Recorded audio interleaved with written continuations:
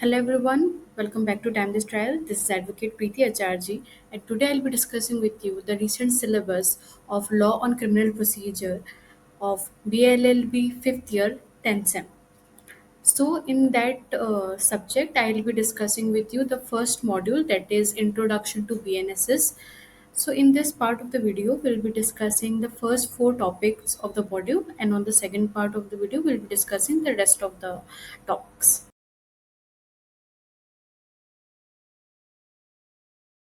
This is the module content. In here, the first topic is inquisitorial system and adversarial system as the form of criminal justice system. Then the second topic is international norm and constitutional perspective that shape the basic principle of criminal justice system.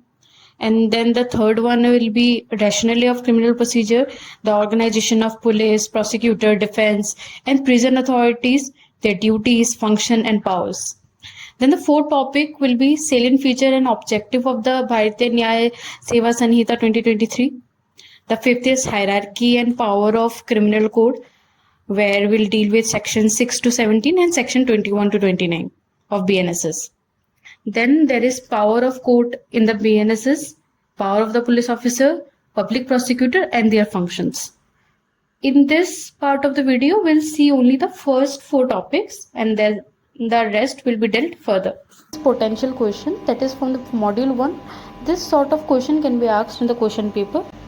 Now we'll deal with the first question, which is explain the inquisitorial system or adversarial system as the form of criminal justice system. Now this can also be asked as explain the concept and functioning of criminal justice system with reference to its different forms. So in this question you can write the synopsis. You can start with introduction, criminal justice system, model of criminal justice system. Here you can write the two models, inquisitorial and adversary, their meaning, advantages, disadvantages, feature in the criminal justice system. Then we'll deal with judicial and legislative concerns, and then the difference of both, and last with the conclusion. Starting with the introduction, criminal justice system can be said as a foundation of law and order in the society.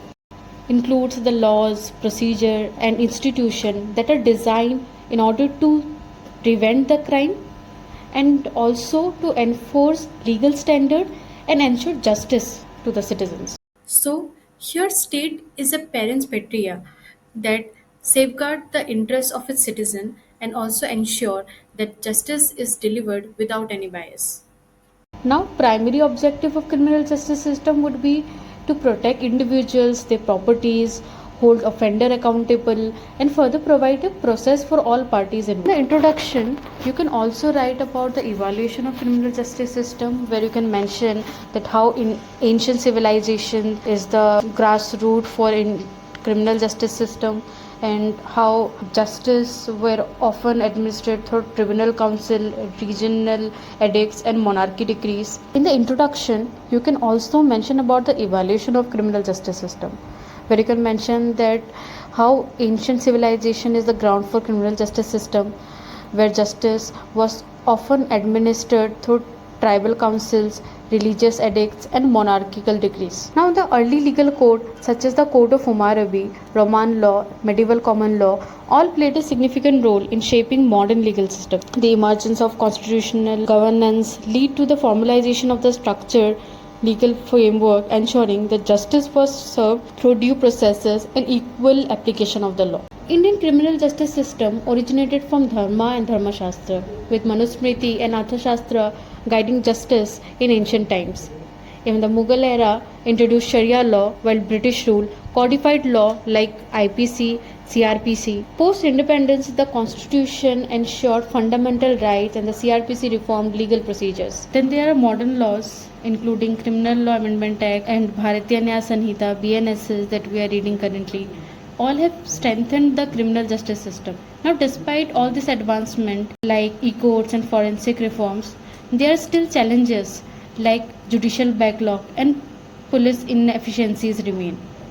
Now, over time, different society developed distinct approaches to criminal justice, leading to the establishment of two predominant models, the inquisitorial system and the adversarial system. Each system operates under unique principles and methodologies to achieve justice effectively. What is criminal justice system? This can be referred to as a set of legal and institutional framework that are designed to enforce law, prevent crimes, administer justice. It can operate through various institutions, agencies, and legal procedure that work together to maintain law and order in the society. Then the component of criminal justice system, where we talk about law enforcement, judiciary, correction system. Then the function of criminal justice system includes crime prevention, investigation and arrest, prosecution, punishment and rehabilitation, restoration of justice. Now coming to the principle of criminal justice system, it has free trial, presumption of innocence, rule of law, proportionality, human rights protection. Now the two models of criminal justice system, inquisitorial and adversarial. So under this two criminal justice system, that is inquisitorial and accusatorial. So in inquisitorial system of justice, what happens is that the judge here, means the court of law, act as the prime role who gathers evidences, investigate the case and finally give a judgment on it. However, in acquisitorial system of justice, the prosecution and the defense, they present their case in front of an impartial judge where or jury, where the judge act as a neutral party, and then after listening to both the defense and prosecution counsel, gives a judgment on the matter. So, by the definition only, we can understand what is the difference between both inquisitorial and acquisitorial system of justice. Inquisitorial system of criminal justice, as I said before, is a judicial system where the court or judges plays an active role in investigation the fact of a case. The judges here are responsible for gathering evidences, questioning witnesses, and ensuring that the truth is uncovered. It is basically related to Romano-Germanic system of law, which is also known as civil law system or continental law system. This system follows in France and other European countries like Germany, New Zealand, Italy, and Australia.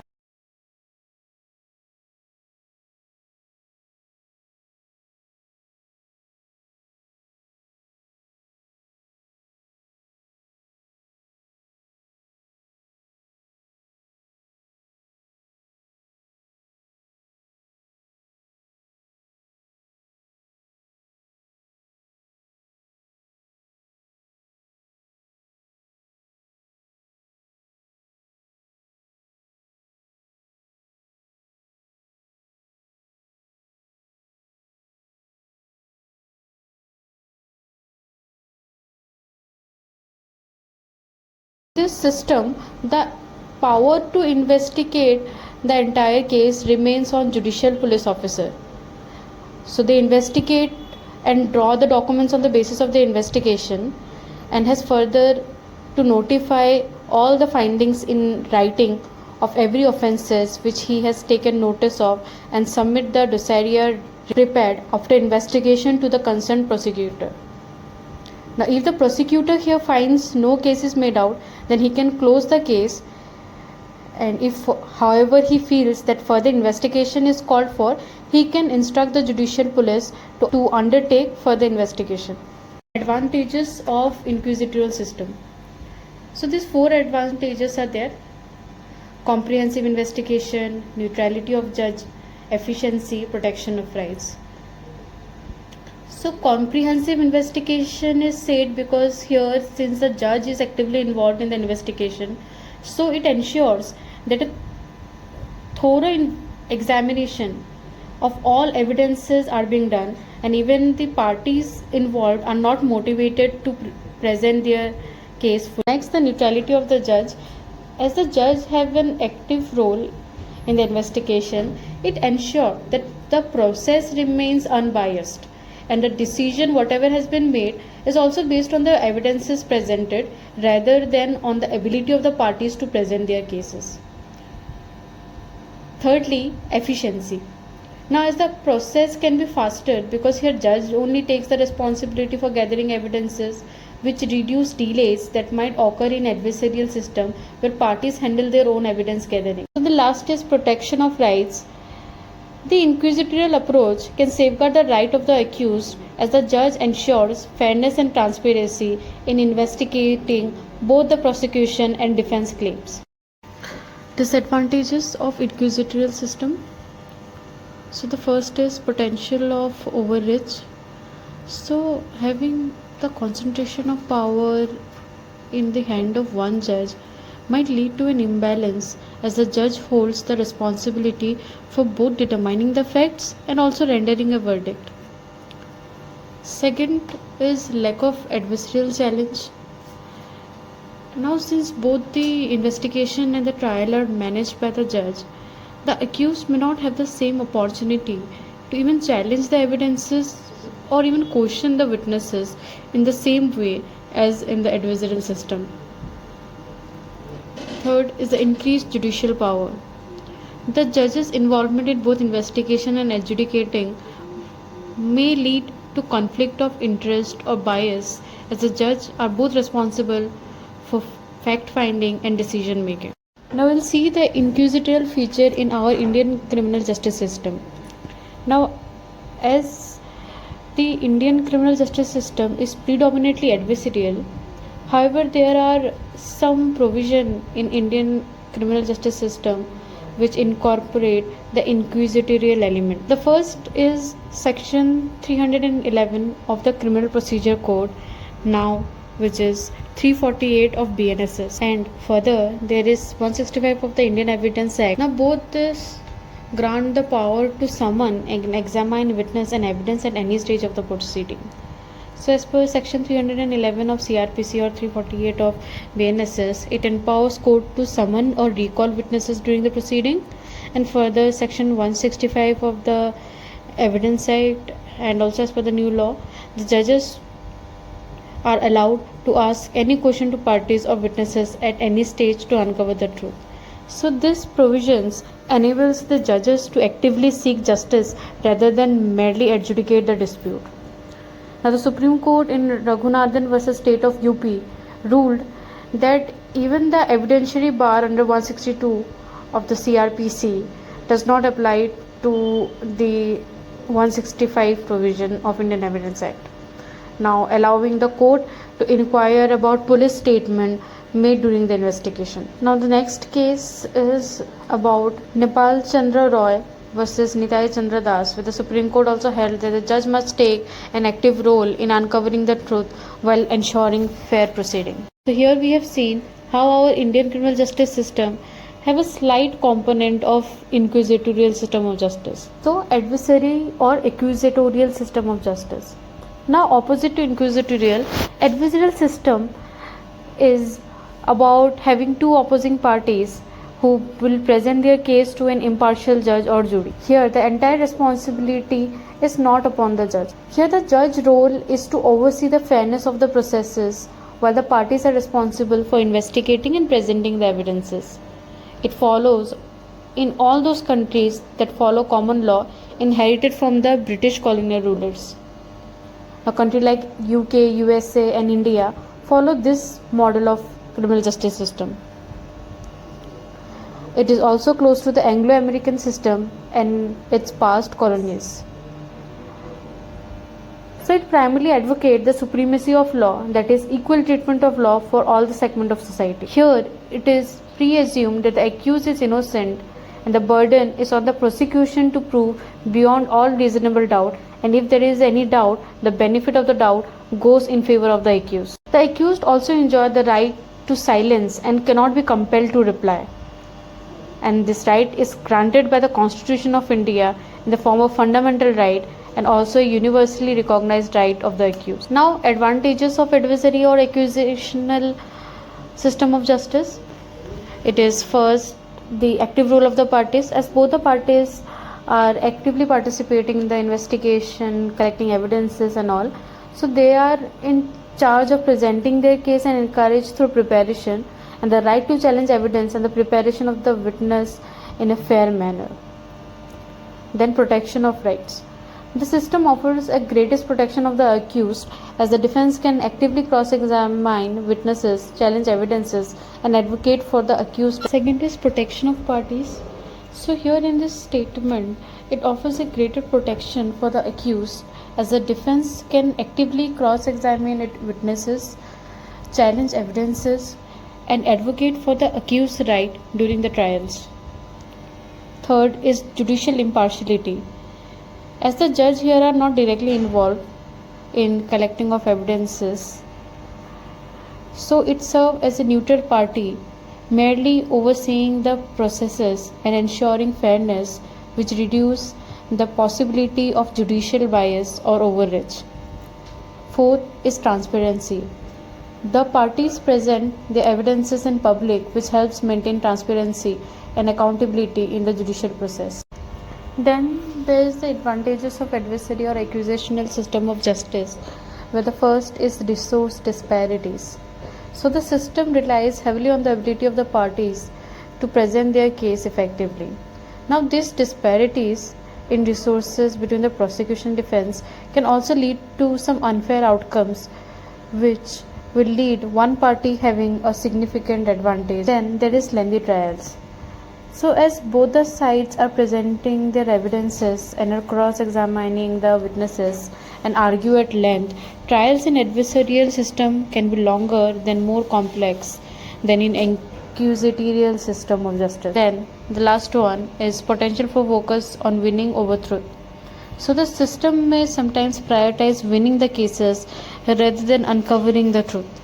Lawyers may use tactics to undermine the opposing side's case, even if it doesn't necessarily lead to the just outcome. So now we'll see how our Indian criminal justice system is primarily adversarial. So it is a well-known fact that Indian criminal justice is predominantly adversarial, because here the procedure that is followed in the court are primarily influenced by the accusatorial method. Here the judge generally assumes a non-interventionist role, ensuring only the presented evidence is relevant, admissible and sufficient to establish the accused guilt beyond reasonable doubt. Here the judge only assesses the evidences presented by the prosecution and defense counsel, understand the cross-examination conducted by the prosecution and defense counsel, and gives its verdict. Judicial and legislative concern. So the Milliman Committee report expressed concerns over the pendency of the criminal cases and the low conviction rate, attributing this issue to procedural delays and an over-reliance on adversarial principle. So the committee has noted that the judicial system, in striving for neutrality, often tilts in favor of the accused. Hence, the Supreme Court has repeatedly echoed this concern in various cases. First, in Zahira Habibullah vs. State of Gujarat, the Supreme Court emphasized that criminal trials should be a search for truth, not an exercise in procedural technicalities. Then in Meera Devi vs. Jitendra, the court reaffirmed the Milliman Committee call for judicial reform, cautioning against excessive judicial passivity. In Shivani Sharma vs. Ramchandra, the court ruled that judges are not mere umpires but must actively seek the truth. Similarly, in Raj vs. Ajay Kumar 2011, the court held that both the judges and legal professionals share a duty to ensure justice.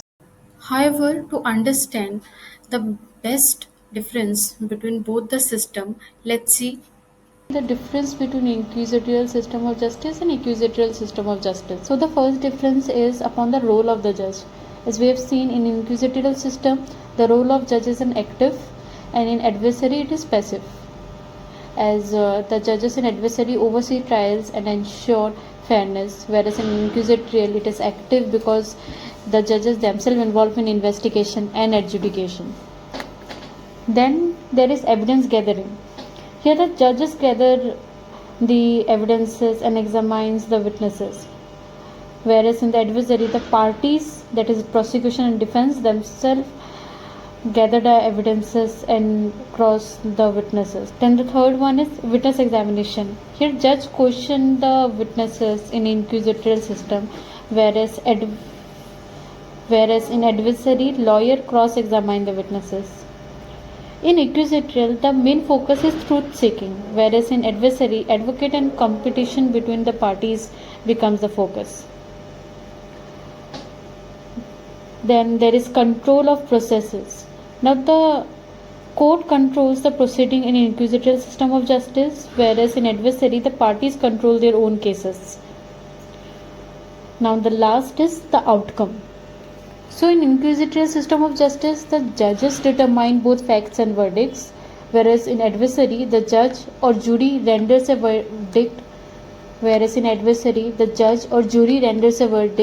based on the present case. So at the end, you can end your answer with a conclusion where you can wind up your answer by writing the inquisitorial goals in one line and then the adversary goals in the other, their differences in one sentence, and then last statement like how the choice of system often depends, like how this choice of system often depends on the legal tradition and cultural context of the jurisdiction. Now we'll discuss the international norm and constitutional perspective that shape the basic principle of criminal justice system.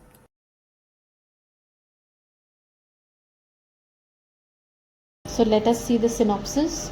You can start writing with the introduction, then coming to international norms on the criminal justice system, where you can cite Universal Declaration of Human Rights, then about International Convention on Civil and Political Rights, European Convention on Human Rights, UN Convention Against Torture, United Nations Standard Minimum Rules for the Treatment of Prisoners. And then the second will be constitutional perspective, where we can state about Article 14, 20, 21 and 22 of the Indian Constitution. And then we can have a comparative analysis with international norms, and finally the conclusion. So in the introduction, you can simply start with the same line, how this criminal justice system works, like what does it serve, same lines as foundation for maintaining law and order and all. And then you can come to the point about the basic principle governing criminal justice system, like fairness, due processes, presumption of innocence, legal representation. Then we can write on what are the principles that are deeply rooted in international law and are enshrined in the Indian Constitution, having a specific mention on Article 14, 20, 21 and 22. Come on writing of international norms of the criminal justice system. So there are several international legal instruments which establish fundamental norms for fair and just criminal justice system. Now this framework ensure that criminal proceedings are conducted with fairness, impartiality and respect for human rights. So what are the international norms? The first is Universal Declaration of Human Rights. Now UDHR lays down essential principles for criminal justice, including Article 10, which talks about right to a fair and public hearing by an independent and impartial tribunal. Then there is Article 11, which talks about presumption of innocence until proven guilty and the right to defense. Now the second international norm is about International Convent on Civil and Political Right, ICCPR 1966, which elaborates on this principle, like Article 9 that talks about protection against arbitrary arrest and detention. Then Article 14, which talks about right to equality before courts and tribunal, fairness, trial, guarantees and protection against self-incrimination. Then there is European Convention on Human Rights, ECHR 1950, which includes Article 6 and Article 7, that is ensure the right to a fair trial, legal representation, presumption of innocence. Then in Article 7 prohibit punishment without a pre-existing law. Then we can talk about UN Convention Against Torture, UNCAT 1984, which prohibits torture, inhuman and degrading treatment of accused person.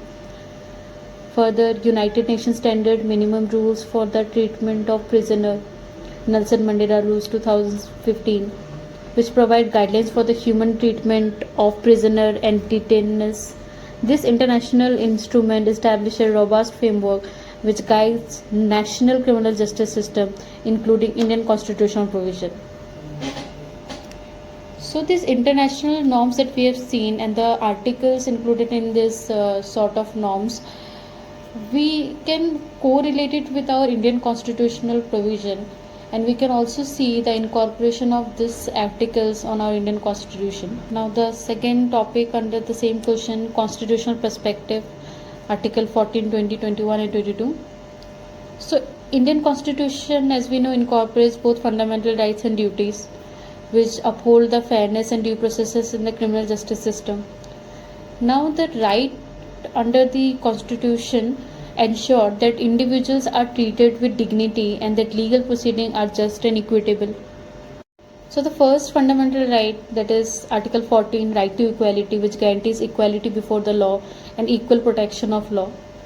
It prohibits arbitrary discrimination in criminal proceeding, and even court have interrupted it to mandate fair trials and impartial investigation.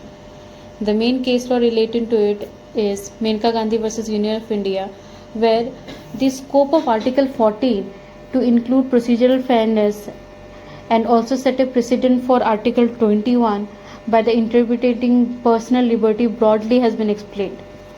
Then there is State of Bengal versus Anwar Ali Sarkar 1952, where the struck down discriminatory trial procedure emphasizing the principle of equality and fairness in legal proceedings. Then Article 20, which talks about protection against conviction and punishment. Article 20 prohibits three critical safeguards.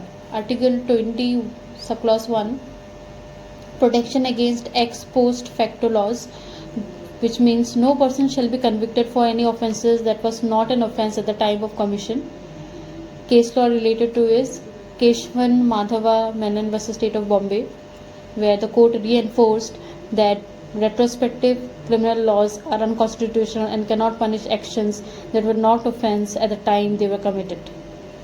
Then there is Article 20 subclause 2, which talks about protection against double jeopardy, which means no individual shall be prosecuted and punished twice for the same offence. Case law related to it is Maqbool Hussain versus State of Bombay, where the Supreme Court clarified that double jeopardy applies only to judicial proceeding and not in administrative inquiries.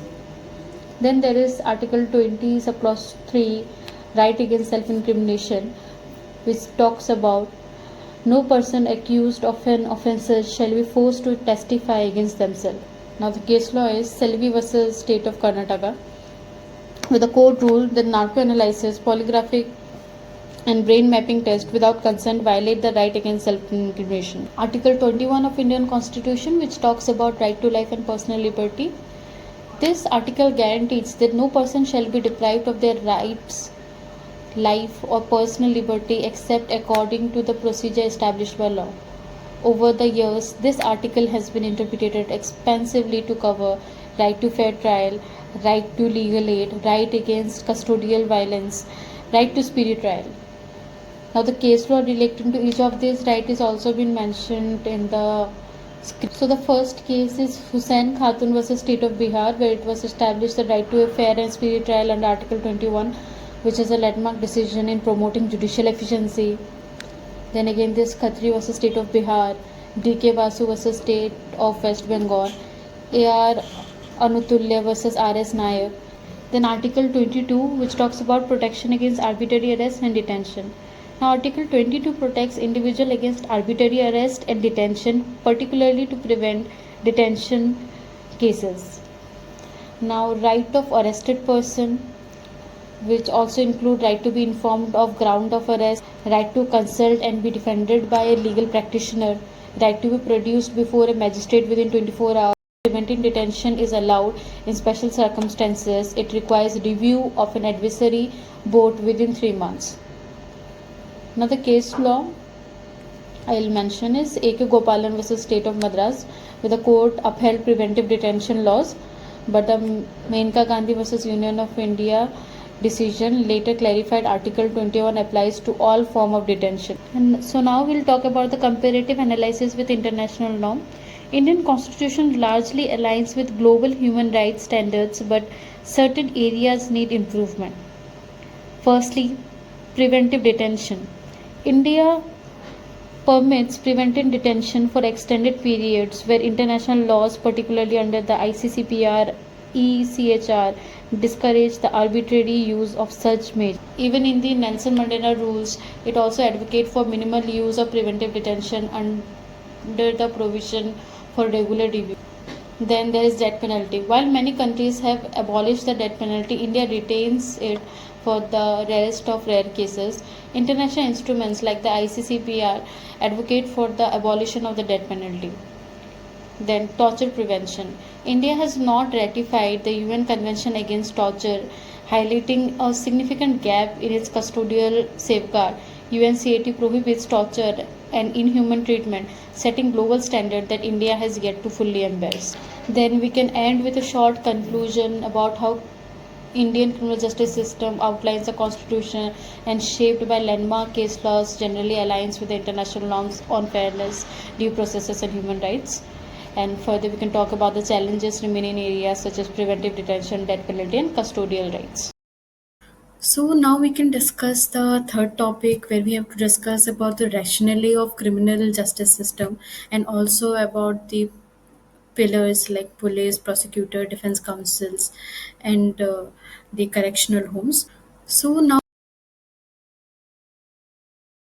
in this question, you can include synopsis as introduction, history of criminal procedure in India, criminal procedure definition and scope, key development under BNSS include police organization, duties, function of police, power of police, public prosecutor, duties and function of prosecutor, power of prosecutor, defense counsel, duties and function of defense counsel, power of defense counsel, prison authorities and correctional services, duties and function of the prison authorities and correctional services personnel, powers of prison authorities and correctional service personnel, and then the rationale of criminal procedure and conclusion. So in this question, in the introductory part, you can just start with a statement that the rationale behind the criminal procedure is primarily based on ensuring justice is served fairly and promptly, which is essential to uphold the rule of law. And then we can write on the processes involved and several key players in the system like police, prosecutors, defense counsel, and prison authorities, and each of them having a specific role and responsibilities that help maintain a just and effective criminal justice system. So the history of criminal procedure in India. Historically, we all know that India lacked a uniform law for criminal procedure across its vast territories, and initially a separate act governed the procedure in different regions, especially in presidency towns and mofusils. The initial consolidation began with the Criminal Procedure Supreme Court Act 1852, which was later replaced by the High Court Criminal Procedure Act 1865, and then we got our Criminal Procedure Code CRPC, which is recently be amended by the Bharatiya Nyaya Seva. The subsequent versions such as 1871, 1882, 1898 and 2023 further define the criminal procedure across India, providing more comprehensive and consistent rules. Now let's understand what is criminal procedure. So criminal procedure can be referred to as the rules and processes that govern how a criminal case is processed by the criminal court system. It encompasses stages such as investigation, arrest, trials, and sentencing, ensuring that constitutional right of the suspect as well as the defendants are upheld throughout the entire process. Now CPC 1973 is the primary legislation governing the administration of criminal justice in India.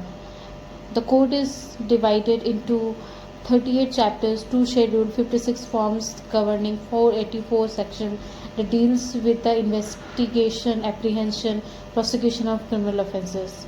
It applies to the entire country except Jammu and Kashmir prior to Article 370 abrogation, and certain tribal areas like Nagaland and some region in Assam unless the state government applies specific provision through a notification.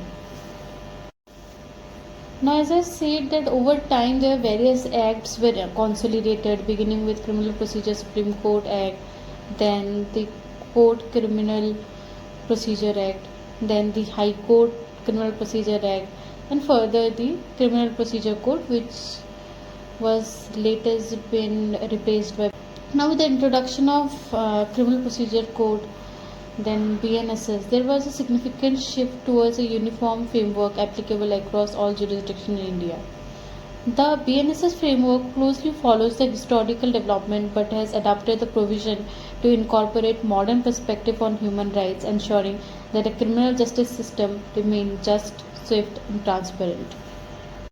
Now we'll talk about the subsequent pillar of the criminal justice system. Firstly, the police organization.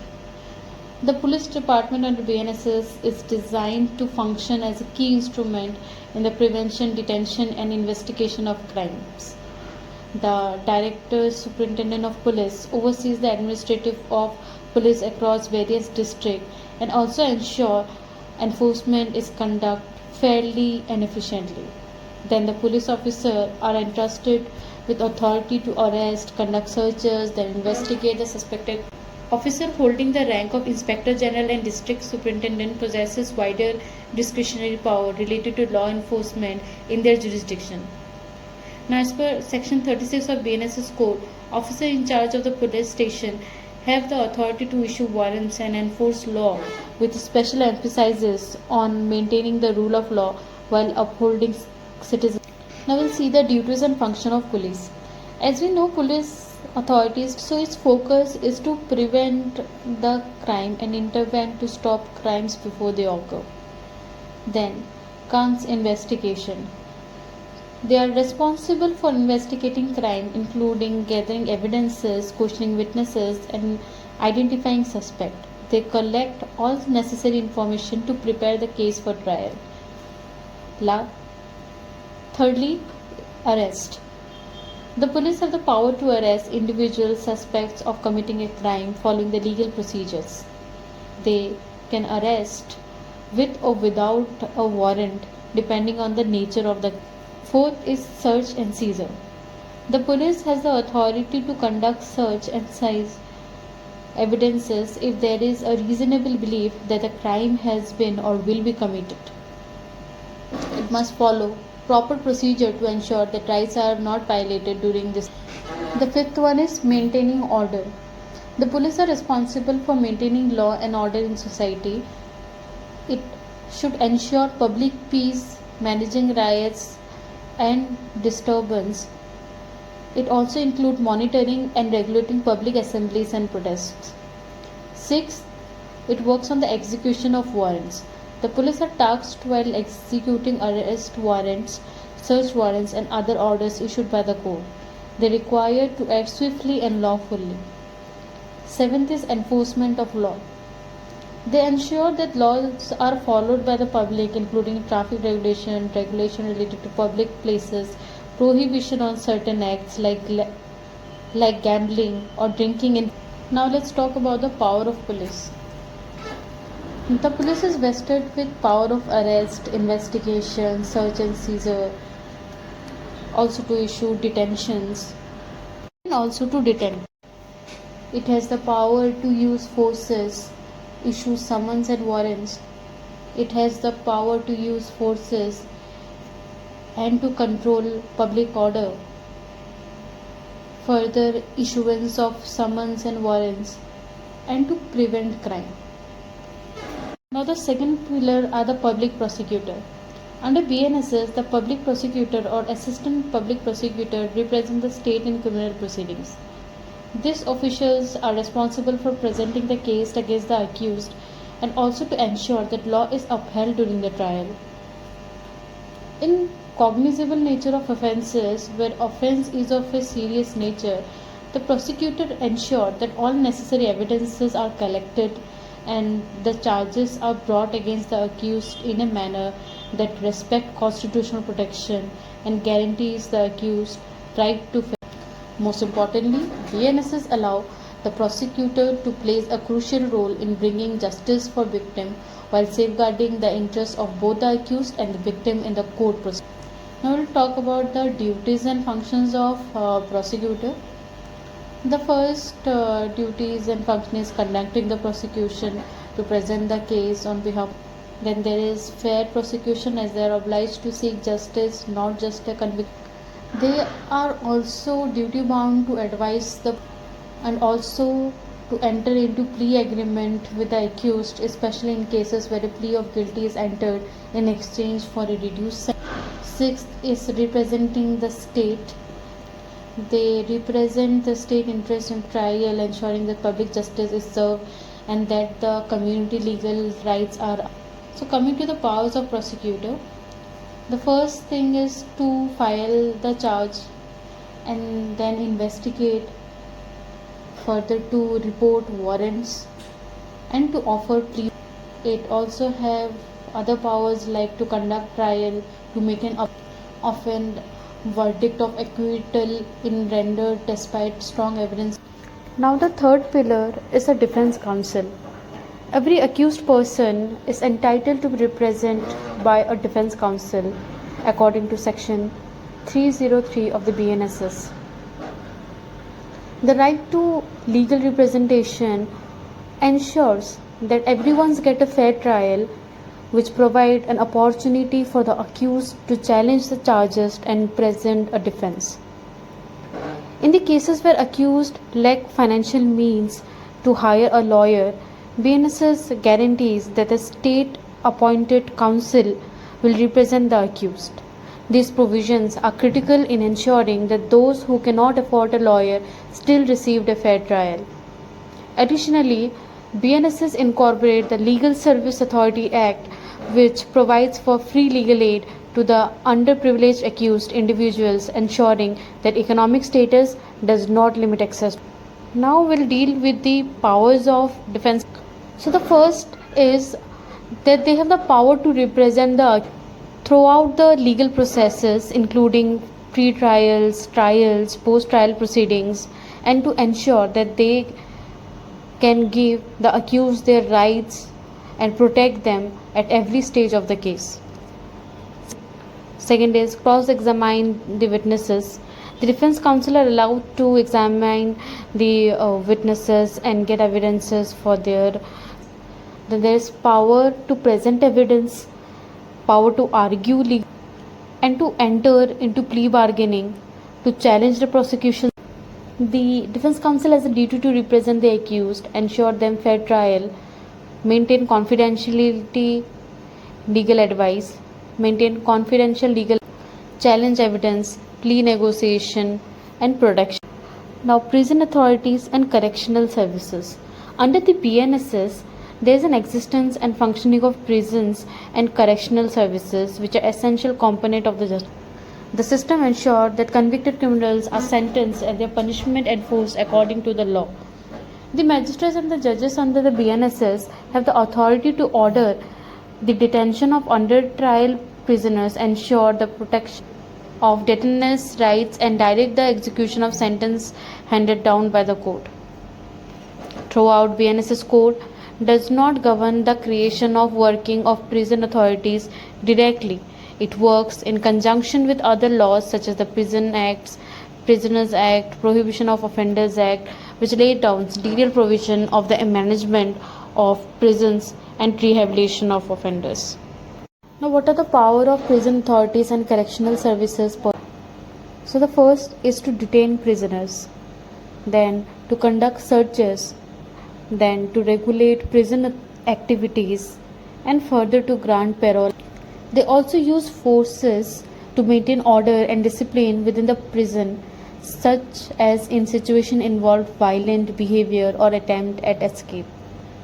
They also have the power to distribute medical and mental health care and to control prison population. Now we can see the duties and function of prison authorities and correctional service personnel. The first is detention and custody, custody of under trial prisoners, engagement of sentences, rehabilitation and reform, medical and health, monitoring of prison condition, handling parole and probation, and ensuring. So these are the powers and duties and function of all the four pillars that we have discussed. Now coming to the rationale of criminal procedure. Now the rationale behind the criminal procedure is to ensure that justice is administered fairly and promptly. So it includes fair trial, which says that no person should be punished without a fair trial. Even if an individual is suspected of a crime or caught in the act, they cannot be punished unless a competent court finds them guilty. So the right to fair trial ensures that everyone is treated impartially and that no one is unjustly convicted. The second aspect is innocent until proven guilty. Indian criminal justice system follow the fundamental principle guilty, that an accused person is presumed to be innocent until their guilt is proven beyond reasonable doubt. The third is constitutional safeguard under Article 2022 of the Constitution of India, which provides important protection of accused individuals, which includes protection against ex post facto laws, protection from the double jeopardy, and protection against self-incrimination. So this includes the entire rationale of criminal procedure. And at last we can end with a short conclusion stating about the criminal procedure code, its structure, its history, and also the rationale that we have discussed, and further the pillars, four important